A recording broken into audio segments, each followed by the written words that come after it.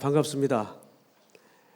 오늘 여러분들과 말씀을 39장을 창세기 볼 텐데, 우리 지난주에는 38장에 누구의 이야기를 나누었습니까?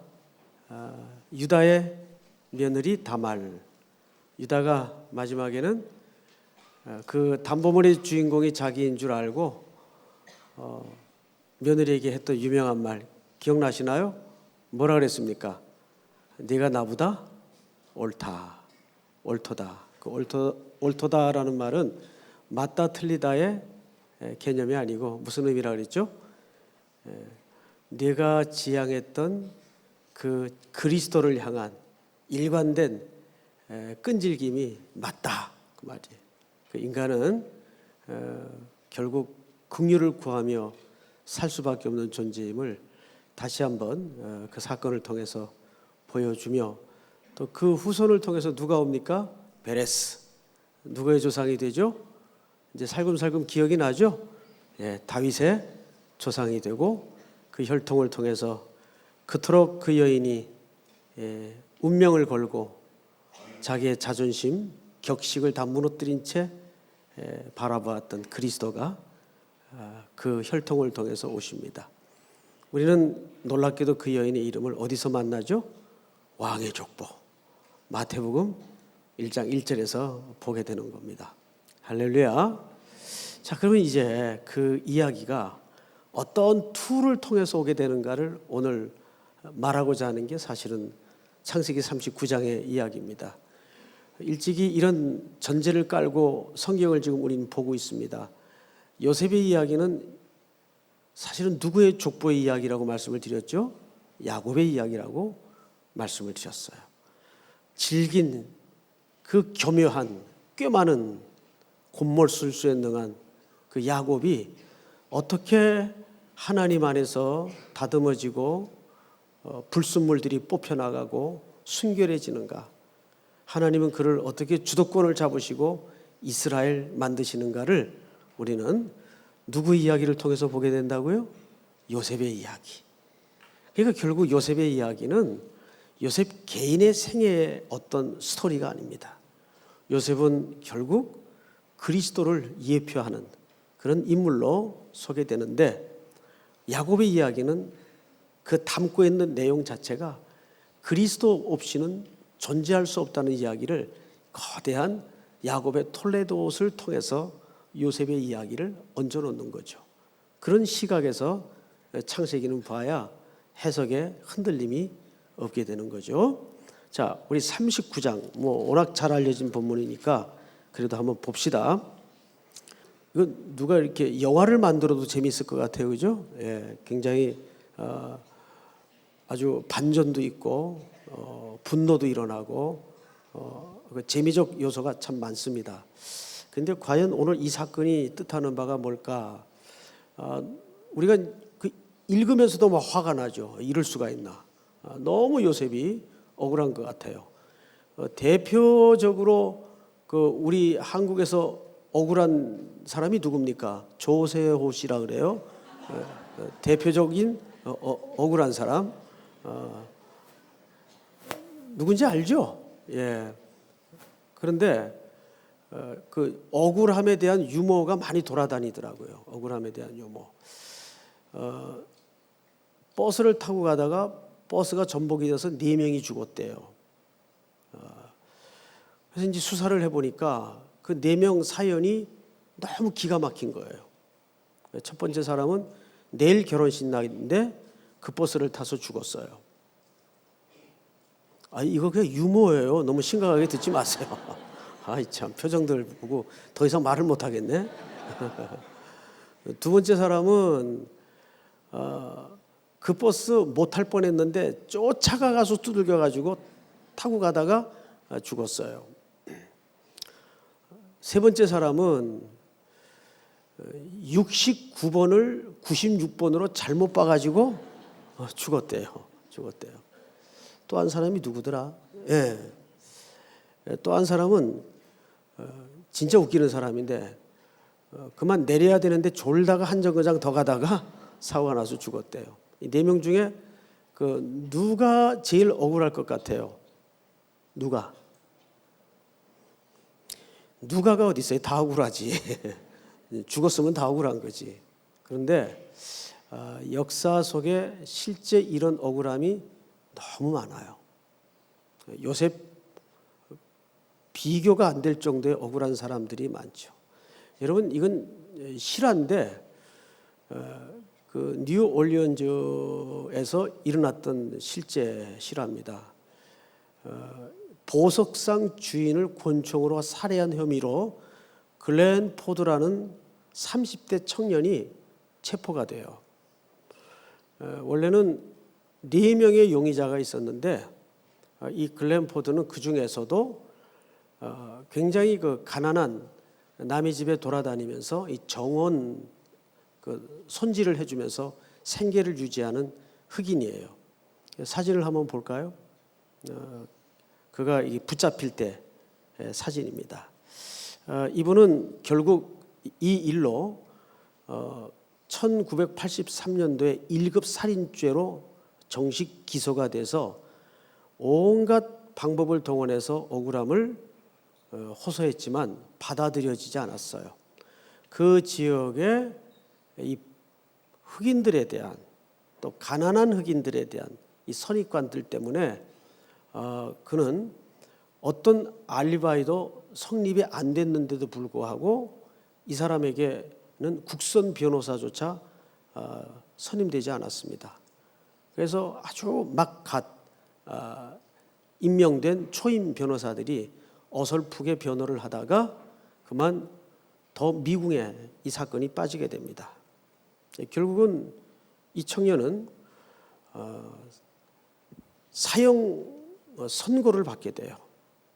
그리고 이제 매일매일 오늘이 마지막 날처럼 죽음을 기다리면서 늙어갑니다. 매년 재심을 신청하죠. 받아들여지지 않았어요. 그러다가 28년째 되는 해에 우연히도 감옥에 있던 어느 죄수를 신문하다가 이 보석상 살해 사건에 대한 뜻밖의 진술을 듣게 됩니다. 알고 보니까 진범은 따로 있었어요. 그게 28년 만의 일입니다. 근데 그 사이에 어느새 이 청년이었던 글렌 포드는 이렇게 늙어버렸어요. 사진을 좀 볼까요? 이랬던 청년이 이렇게 늙었습니다. 이때는 이미 감옥에서 60이 넘어가던 중반을 향한 나이가 됩니다. 그리고 결국 재심 끝에 진범이 밝혀져서 석방이 되는데 30년 만에 석방이 됩니다. 근데 진범이 충격적이게도 30년 전 용의선상에 올랐던 4명 중에 2명이 진범이었어요. 진범은 엉뚱하게 그 당시에 풀어주고 죄 없는 이 글렌 포드가 뒤집어 씌워져서 억울하게 옥살이를 하게 됩니다. 석방이 돼서 1년 만에 충격적인 사실을 병원에서 듣게 돼요. 폐암 판정을 받습니다. 참 이렇게 비참하고 비극적인 인생이 또 있을까 싶을 정도로 듣기만 해도 마음이 아프죠. 이때 이 사람을 33살 검사가 기소했는데 그 검사가 병든 글렌 포드를 찾아와요. 찾아와서 이제 사과하는 장면인데 한번 사진을 좀 볼까요? 이렇게 두 손을 모으고 글렌 포드에게 사과를 합니다. 그러면서 이 검사가 이때는 이미 이제 검사직에서 물러났을 때겠죠. 이런 이야기를 하게 돼요. 선생님, 이제야 나는 33살의 젊은 검사가 다른 한 인간을 죽음에 이르게 하는 판단 내릴 능력이 없다는 사실을 뼈저리게 그리고 뼈아프게 깨달았습니다. 용서해 주십시오. 이게 어떻게 용서가 됩니까? 그걸 조용히 듣고 있던 글렌 포드가 검사에게 손을 내밀어요. 악수를 청한 거죠. 그 사과의 이야기를 들으면서 악수를 청해요.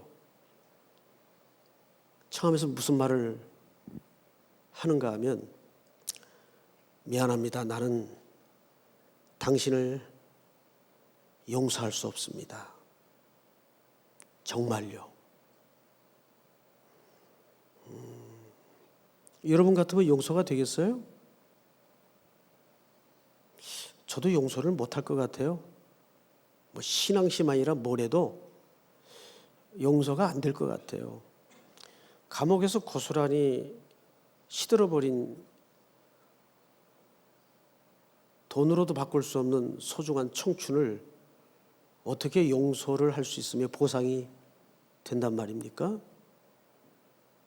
악수는 청하는데, 미안합니다. 나는 당신을 용서할 수가 없습니다. 정말요. 그리고 1년 후에 이 글램포드는 그 폐암으로 죽게 돼요. 이분이 그 역대 억울한 인생 중에 세 손가락 안에 꼽히는 사람이에요. 근데 오늘 그 성경을 준비하다가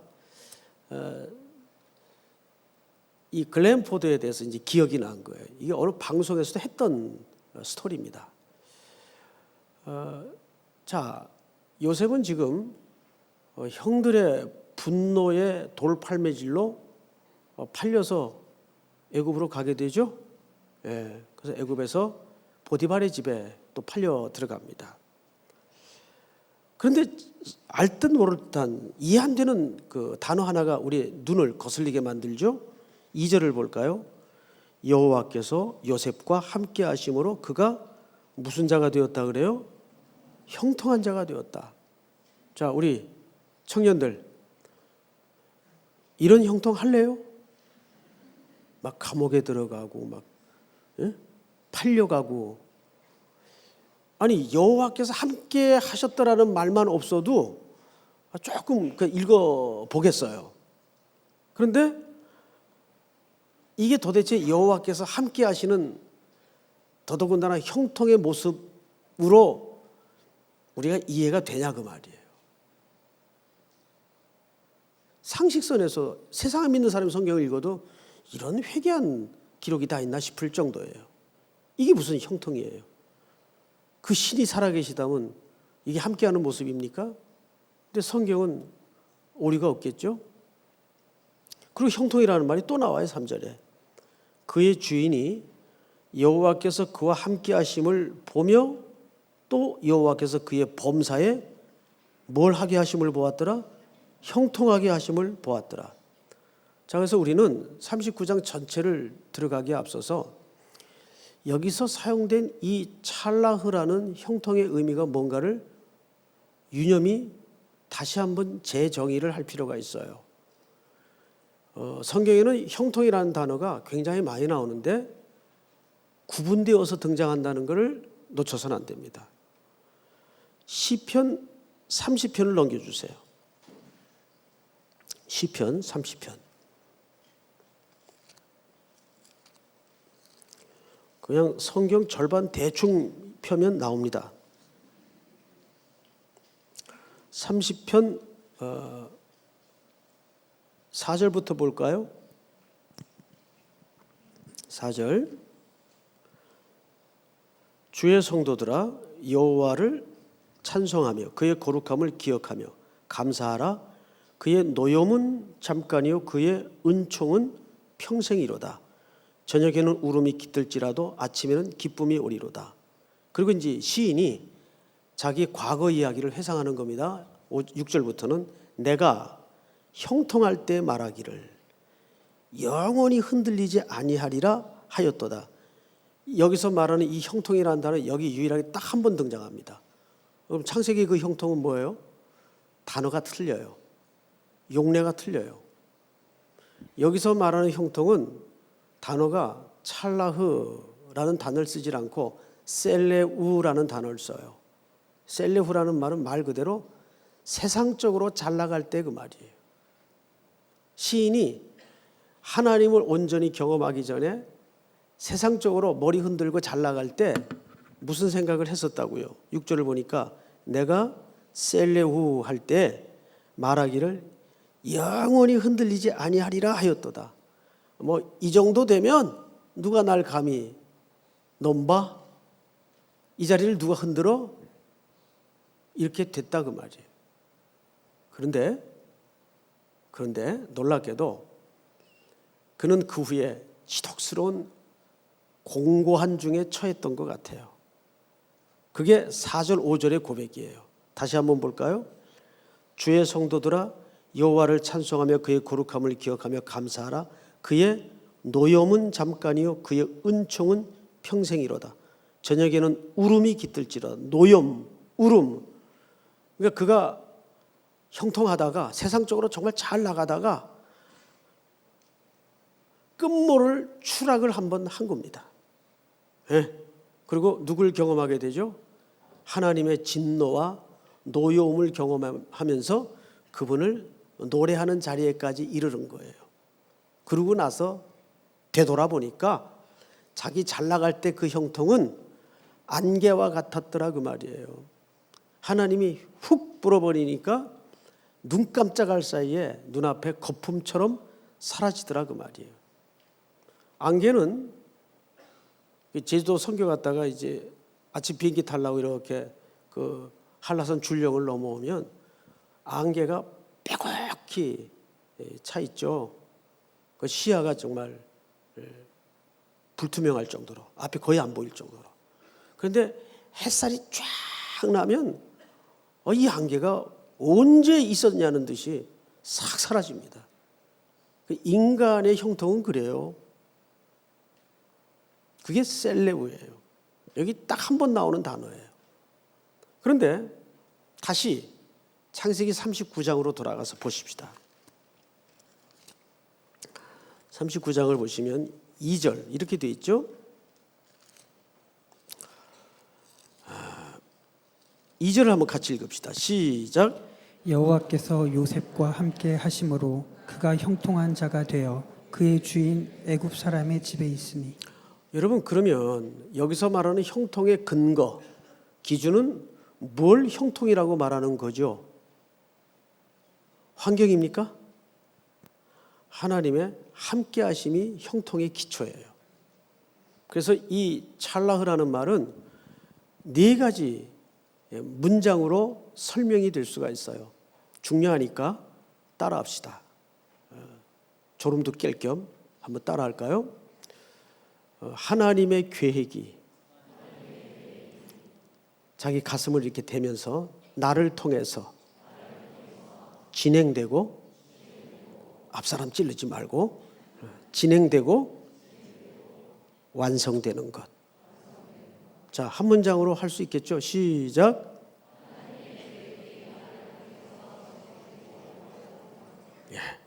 뭐 제스처까지 할 필요는 없는데 좋아요. 아주 열의가 있어서 참 마음에 들어요. 하나님의 계획이 나를 통해서 진행되고 완성되는 것이 뭐라고요? 하나님의 형통이에요.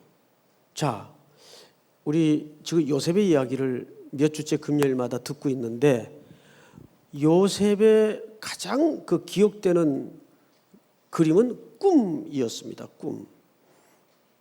다시 상기시켜 보면 요셉은 그 꿈의 의미를 알았다 몰랐다? 몰랐어요. 그러면 요셉과 요셉의 꿈은 어떤 상관관계를 갖고 있을까요? 요셉의 꿈은 요셉의 꿈이 아닙니다. 정확하게 요셉의 꿈은 누구의 꿈이에요? 옳지. 이젠 한마디 하면 열을 알아들으세요. 예. 요셉의 꿈은 하나님의 꿈이에요. 근데 그걸 요셉은 아직 몰라요. 근데 그 꿈이 서서히 요셉의 인간적인 모든 것들을 하나씩 깨부숴 가면서 요셉의 전 인생에 걸쳐 어떻게 됩니까? 드러나죠. 요셉을 우리는 조금 객관적으로 볼 필요가 있습니다. 물론 오늘 성경 본문에서만 봐도 남다른 장점이 있어요, 없어요? 있죠. 여러분, 그 남의 나라에 팔려 들어가서 주인에게 모든 전권을 맡을 정도로 인정을 받았다는 건 인간적으로도 성실하지 않으면 가능할까요? 불가능합니다. 근데 그 성실함이 계속 성경은 인간적인 성실을 부추기질 않고 누가 함께 하심이라고 얘기합니까? 그렇죠. 하나님이 함께 하심이라 그가 형통한 자가 돼요. 여러분, 그러니까 사람의 성실함도 인간의 끈기와 인내로 이루어지는 일이 아니에요. 누가 성실할 수 있을까요? 누가 맡은 일에 꾸준할 수 있을까요? 이것이 하나님이 내게 맡긴 일이라는 근본 인식이 들어온 사람만 그거 버티는 겁니다. 그게 은혜잖아요. 그거 알아먹는 게 은혜 아니에요? 그거 알아먹는 게 은혜예요. 저는 정말 게을러 터진 그 근성을 갖고 있어요. 제가 잘 알아요. 그런데 굉장히 부지런합니다. 잠을 하루에 2-3시간. 오늘도 지금 2시간 자고 버티고 있는 거예요. 요즘은 일부 새벽 기도를 하니까 너무 재밌어가지고 잠을 이룰 수가 없어서 1시, 2시에 튀어나와요.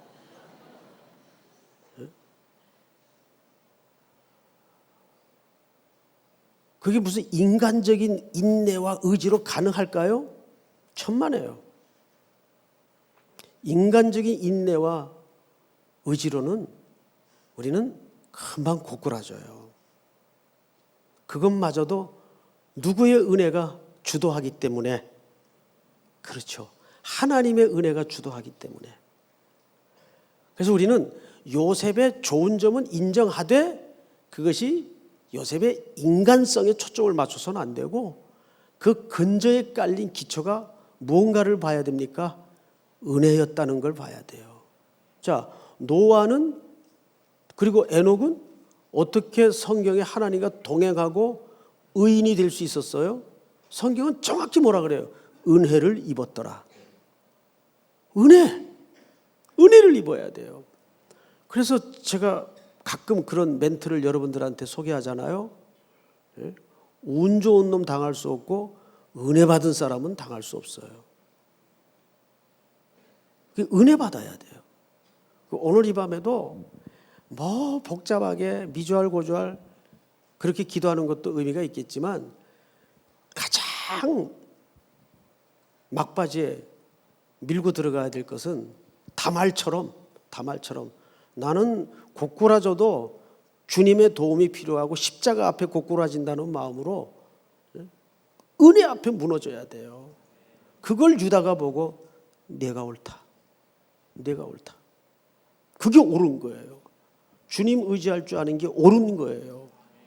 믿습니까? 요셉은 지금 하나님의 계획이 자기 인생을 통해서 진행되고 있는 것을 아직은 잘 몰라요. 근데 하나님은 여유만만하게 빙글빙글 웃으시면서 얘가 좀 힘들긴 하겠구나. 알죠. 이스라엘 백성들이 애굽에 400년을 종살이 할 때도 출애굽기 3장에 그들을 해방시켜 줄 즈음에 모세에게 뭐라 그러죠? 내가 그들의 눈물을 보고 고통을 듣고 우고를 알고 그랬어요. 알고. 그런데 그 앞에 더 중요한 얘기가 있었죠. 그들의 눈물이 있었기 때문에, 부르짖음이 있었기 때문에 아니에요. 아브라함과 이삭과 야곱의 언약을 기억하사. 그냥 하나님의 스토리가 있어요. 우리가 그것을 그 모든 고난과 풍랑을 겪어가면서 천천히 여러 깨달을 뿐입니다. 믿습니까? 결국 우리가 그걸 그걸 안 보이던 조각만 같았던 퍼즐들이 어느 날 갑자기 주르륵 한 그림으로 들어올 때가 있단 말이에요. 그게 창세기 45장이에요. 형들이 조아린 걸 보고서야 오마나 세상에 이게 이거였구나. 요셉이 그때 알아요. 그때 커밍아웃 할 때. 아직 우린 잘 몰라요. 그래서 우리에게 뭐가 필요하죠? 뭐가 필요할까요, 그러면? 모르지만, 해석도 안 되지만, 설득도 안 되지만, 이해도 안 되지만, 딱 요셉의 상황이 지금 그렇잖아요. 지금 나에게 이 닥쳐지는 이 공고함이 해석도 설득도 이해도 안 되지만 지금 당해야 돼요. 겪어야 돼요. 그럴 때 뭐가 필요하겠어요? 그분을 신뢰하는 믿음이 필요한 거예요. 그래서 우리 어머니들이 가장 힘겨울 때 풍파 속에 가장 많이 애창했던 찬송 후렴이 뭡니까? 믿음으로 사는 자는 하늘 위로 받겠네.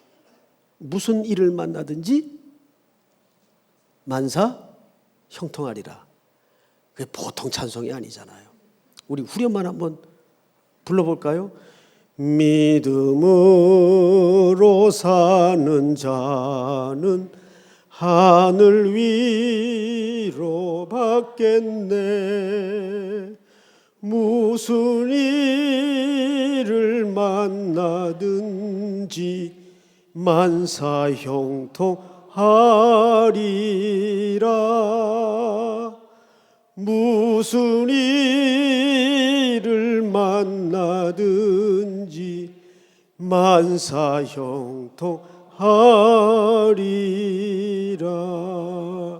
하나님은 선하시기 때문에, 그분은 아들을 내어주시기까지 우리를 사랑하시는 분이기 때문에 우리는 잘 모르겠지만, 이게 뭔지 잘 이해도 안 되지만 그냥 그분 믿고 질질 끌려서라도 가는 거예요.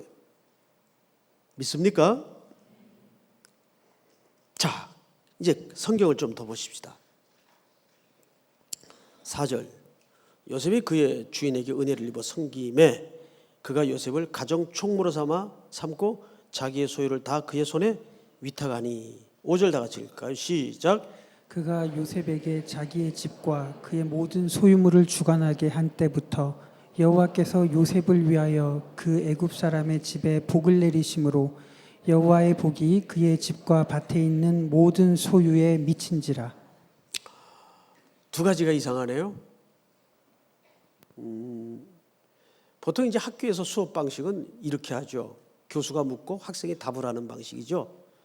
근데 이거 바꿔야 됩니다. 학생들이 자꾸 질문을 해야 돼요. 그렇죠? 학생들이 자꾸 질문을 해야 돼요. 여러분들이 성경을 읽을 때 자꾸 하나님 앞에 질문을 해야 돼요. 한 절 한 절마다 시비 걸라는 말이 아니라, 하나님 정말 이거 이해 안 되네요. 난 정말 이거 동의할 수 없어요. 뭐 그렇게라도 하세요. 자, 뭐가 이해가 안 되고 뭐가 동의가 안 되냐면, 제가 오늘도 이제 어느 교수님하고 앉아서 그런 얘기를 했는데, 우리가 이렇게 설교를 준비해도 준비를 할 수 있어요. 뭐 주예하고 원문 찾고 맥락 보고, 그래서 팩트를 정리할 수는 있어요. 근데 진짜 어려운 게 뭔지 아세요? 이 준비된 사실을 넘어 하나님이 오늘이라는 이 현 시간 속에 청중에게 말하고자 하는 게 뭘까? 그게 가장 붙들기 어려운 메시지입니다. 그거는 깊이 하나님과 고민하고 씨름하고 싸우는 수밖에 없어요. 자꾸 하나님 앞에 질문을 하는 수밖에 없어요. 하나님, 준비는 했는데 솔직히 좀 모르겠습니다. 뭐 계속 그러는 거예요. 어떤 때는 정말 막연히 여기 서요. 하나님이 이게 뭐죠 하다가 그냥 여기 와 보니까 서 있어요. 그럴 때가 많아요. 그럴 땐 진짜 황당하고 답답하죠. 그러니까 늘 그냥 이게 반은 정신 나간 사람처럼 이렇게 뭔가를 이렇게 생각하고 자꾸, 그러니까 텍스트하고 자꾸 고민하는 거예요. 이 두 가지가 이해가 안 된다고 그랬어요. 뭘 것 같아요, 여러분? 첫째,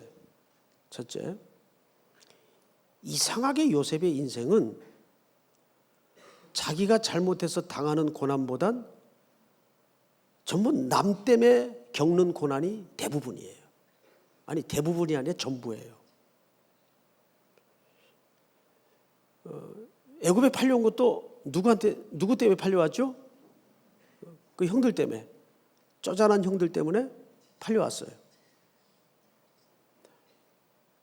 그리고 감옥에 들어간 것도 누구 때문에 들어가요? 보디발의 아내 때문에 홀딱 뒤집어 씌워가지고 들어가요. 야, 세상에 여자들 참 무서워요. 예? 어떻게 이럴 수가 있어? 예. 들어갔어요. 이게 첫 번째 이해 모를 내용들입니다. 그러니까 요셉의 인생을 딱 정리하라면 첫 번째가 남 때문에 겪는 고난. 누가 탁 이렇게 걸리지 않아요? 누구예요? 예? 예수님이 저 때문에 달리셨잖아요. 그래서 요셉의 일생이 그리스도의 모형일 수밖에 없는 겁니다. 요셉이 전부 남 때문에 어려움을 겪고 억울함을 겪고 고난을 받잖아요. 그래서 주님 십자가만 생각하면 억울할 거 없다. 송택은 목사님 뭐 억울한 게 많은가 보다. 뭐 그런 건 아니고 보편적인 인생을 놓고 생각할 때 사람들이 다 억울하다 그러잖아요. 그래서 이렇게 표정들 보면 좀 억울하게 생긴 사람들 많아요. 표정들이. 그게 아직 이제 다 이렇게 이해가 안 돼서 그래요. 또 하나 이상한 게 있어요. 뭘 것 같습니까? 또 하나 이상한 게 있어요. 오늘 본문만 봐도 그래요. 지금까지만 살펴봐도 요셉에게 떨어지는 콧구멍은 사실 아무것도 없어요. 요셉 때문에 전부 누가 먹고 살아요?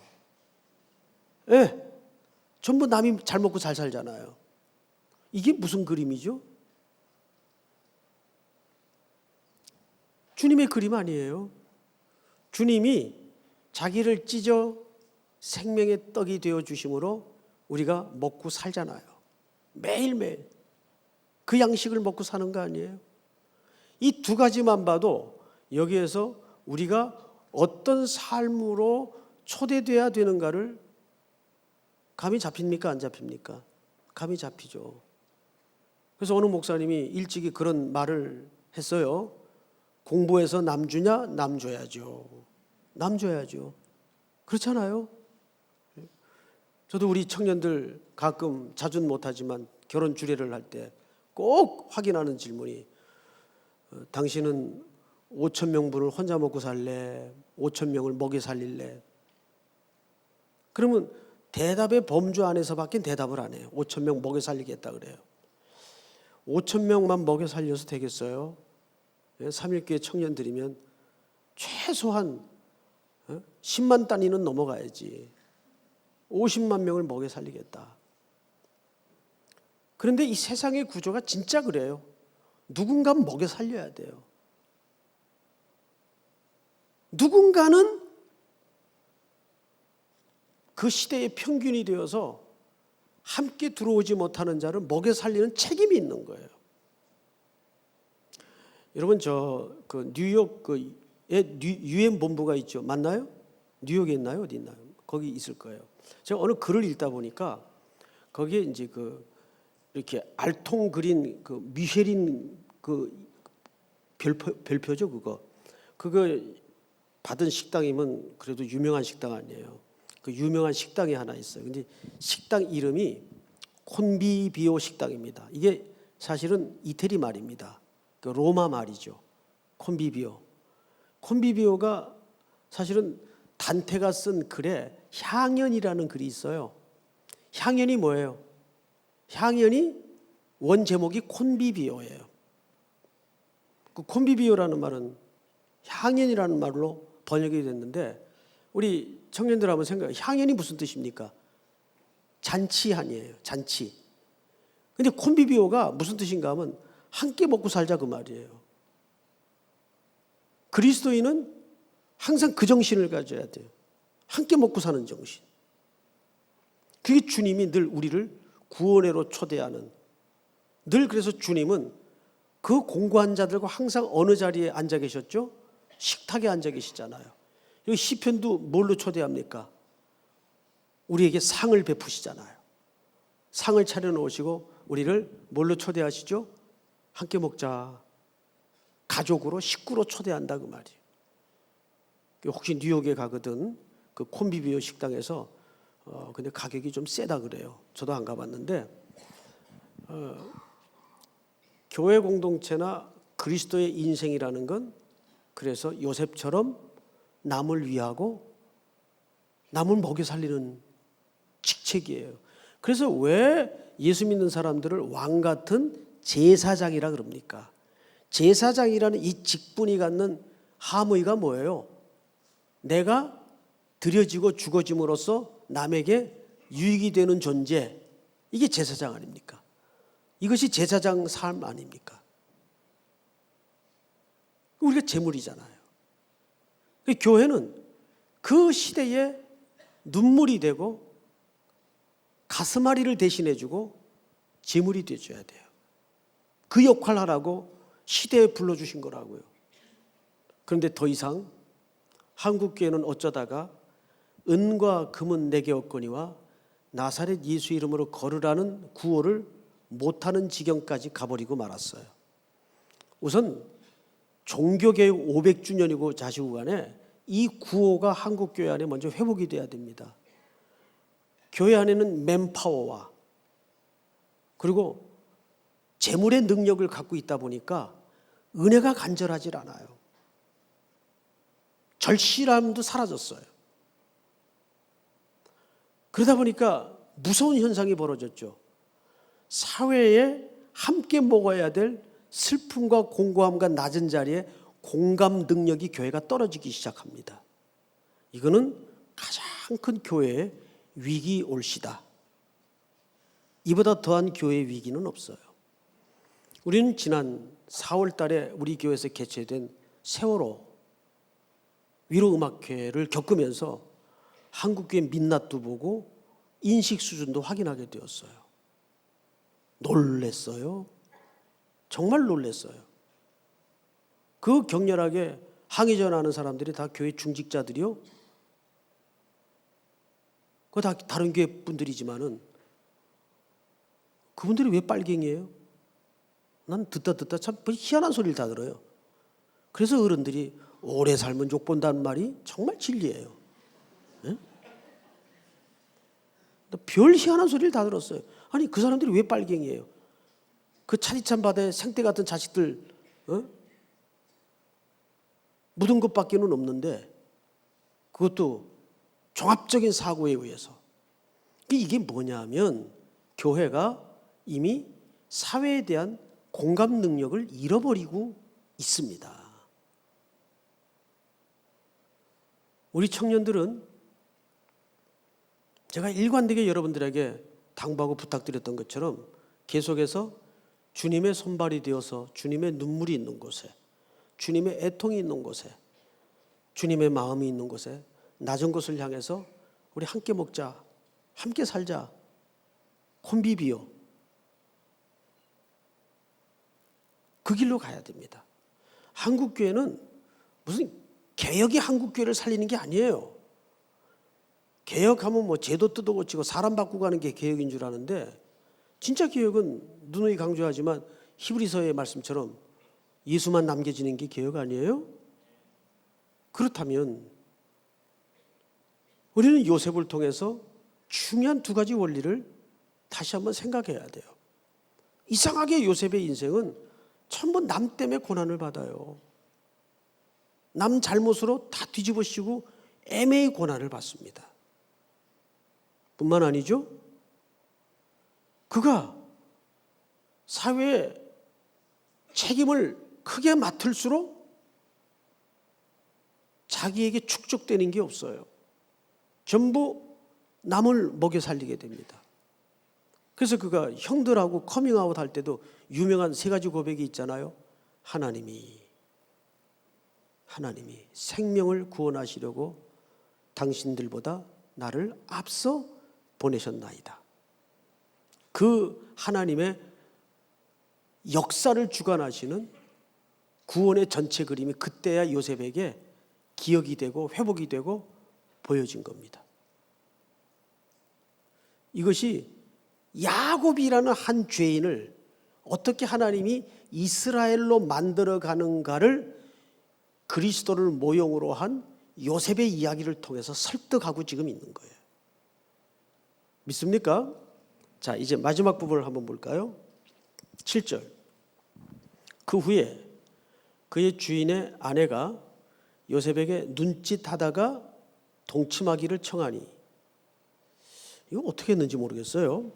요셉이 거절하며 자기 주인의 아내에게 이르되 내 주인이 집안의 모든 소유를 간섭하지 아니하고 다 내 손에 위탁하였으니 이 집에는 나보다 큰 이가 없으며 주인이 아무것도 내게 금하지 아니하였어도 금한 것은 당신뿐이니 당신은 그의 아내임이라.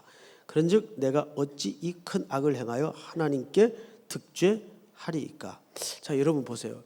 요셉이 여기서 이 죄악을 이 20대 최소한 20대 초반쯤 됐을 텐데 이 불같은 피 끓는 나이에 이 유혹 앞에, 이 유혹이 여러분 한 번 하고 끝난 유혹이 아니죠. 어떻게 유혹했죠? 날마다 유혹했어요. 여기서 우리는 요셉이 이것을 극복할 수 있었던 몇 가지 원인이 있습니다.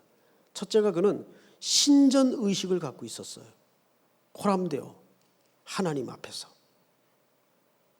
항상 어디에서도 하나님이 보고 계신다. 여러분, 집안에서도 교양이 있는 집, 뼈대가 있는 집안은 어른 눈치를 보는 게 교양이 있는 집안이에요. 맞죠? 어른 버젓이 시퍼렇게 살아있는데 막 어른 앞에서 큰 소리 내고 지 마음대로 하고 그러면 그걸 우리는 콩가루 집안이라고 하는 겁니다. 다시 말해서 내 안에 누가 모셔져 있습니까? 성령님이 모셔져 있잖아요. 그러면 누구를 인식해야 돼요? 당연히 근데 주인을 인식해야 될 거 아니에요.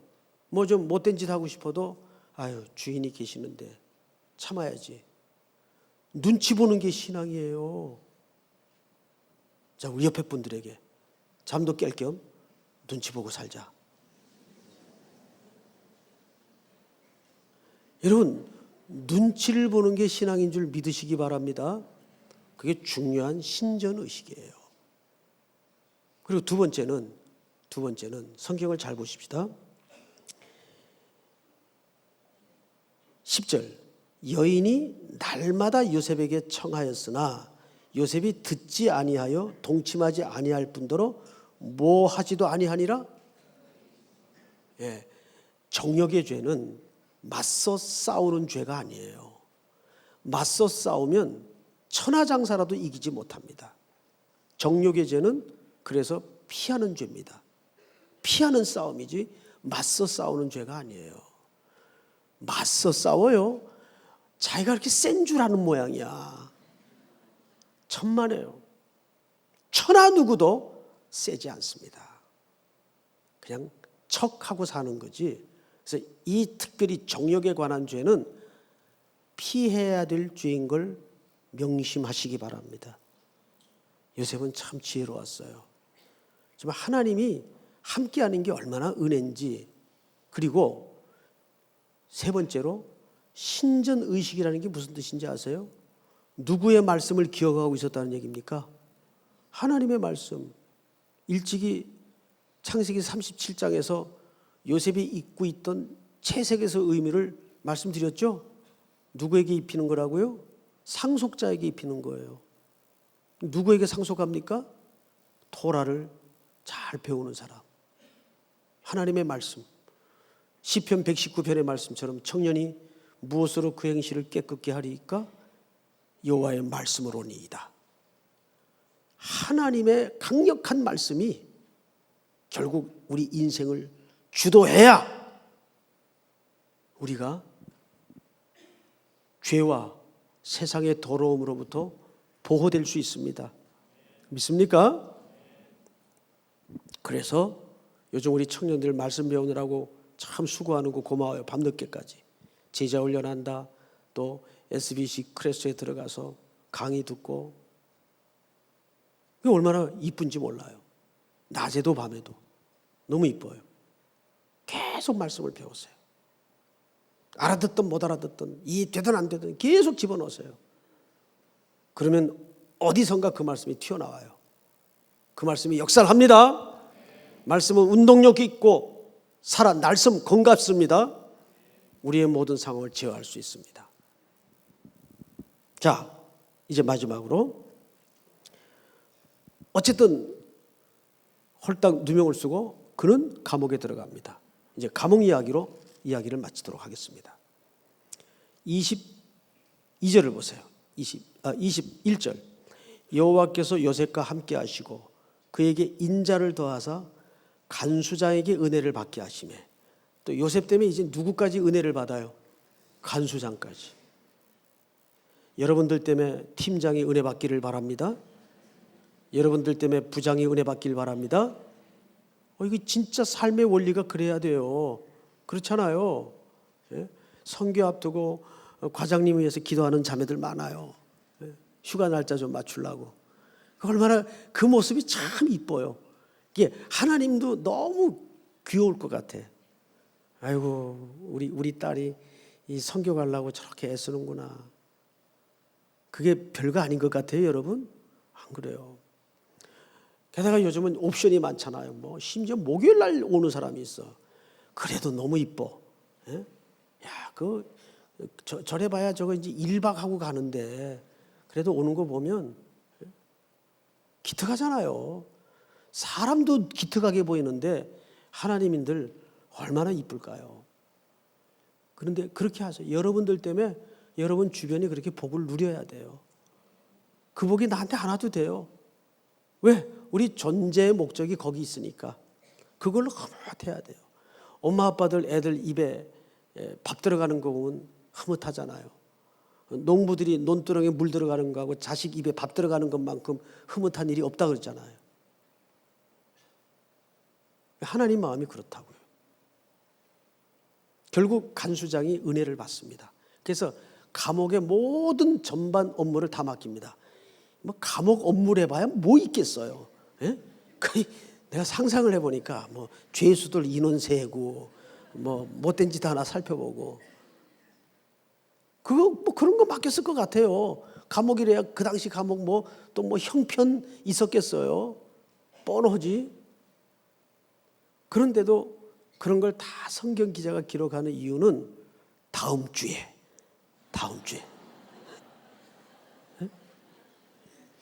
우리 찬양 하나 하십시다. 주의 보좌로 나아갈 때 우리 POP 팀들 앞으로 나와서 같이 찬양하십시다. 예수 피를 힘입어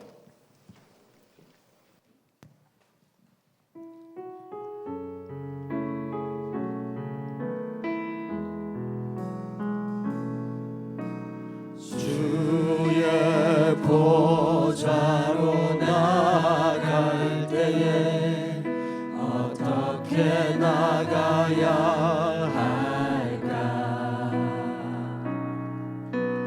나를 구원한 주의 십자가 그것을 믿으며 가는 그것을 믿으며 아멘.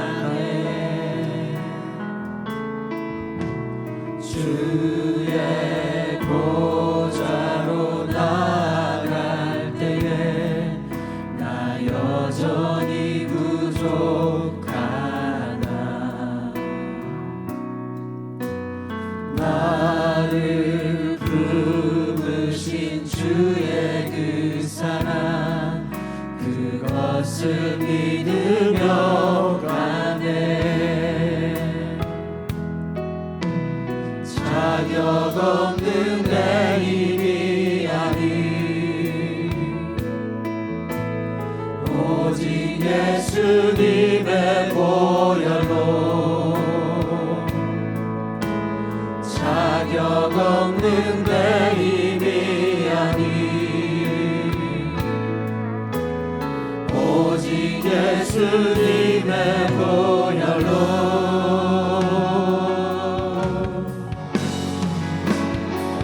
십자가의 보혈 완전하신 사랑 힘입어 나아갑니다. 힘입어 나아갑니다.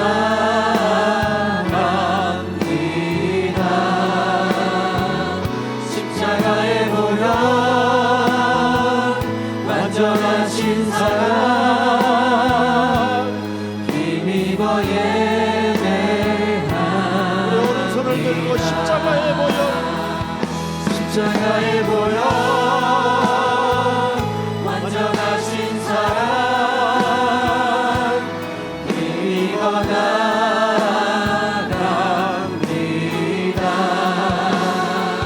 십자가에 모여 완전하신 사랑 힘입어 예배합니다. 다시 한번 십자가에 모여 십자가에 모여 완전하신 사랑 힘입어 나갑니다. 십자가에 모여 완전하신 사랑 십자가에 모여 완전하신 사랑 힘입어 예배합니다.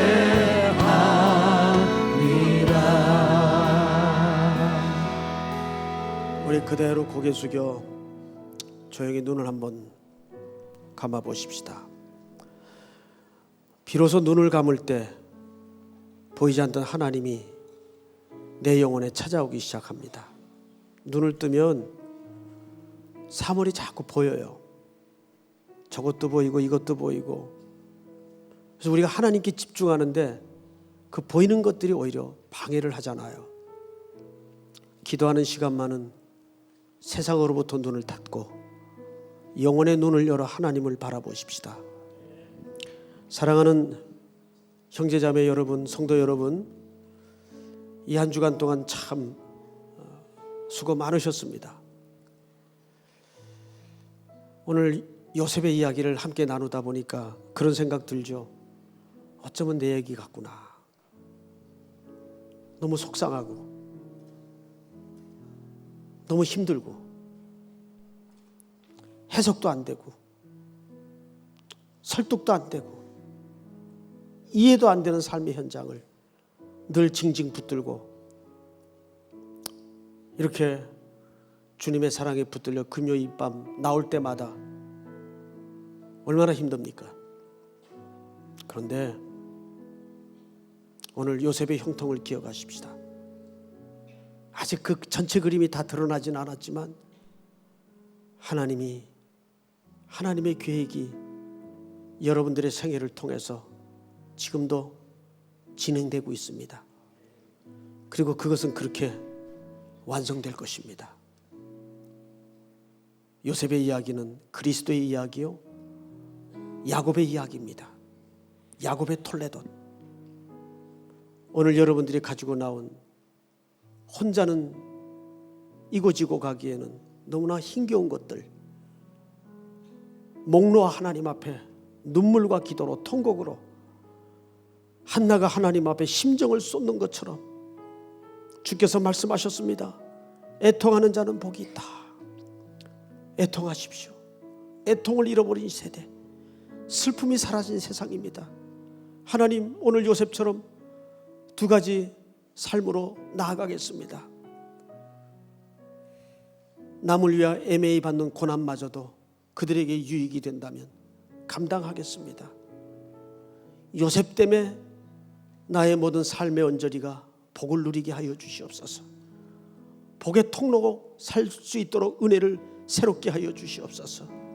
여러분들이 가지고 나온 모든 제목을 놓고 우리 이 시간 다 같이 한번 주여 부른 다음에 통성으로 기도합시다. 주여! 하나님 은혜를 감사합니다. 오늘도 이 밤에 저들을 찾아오셔서 하나님의 말씀을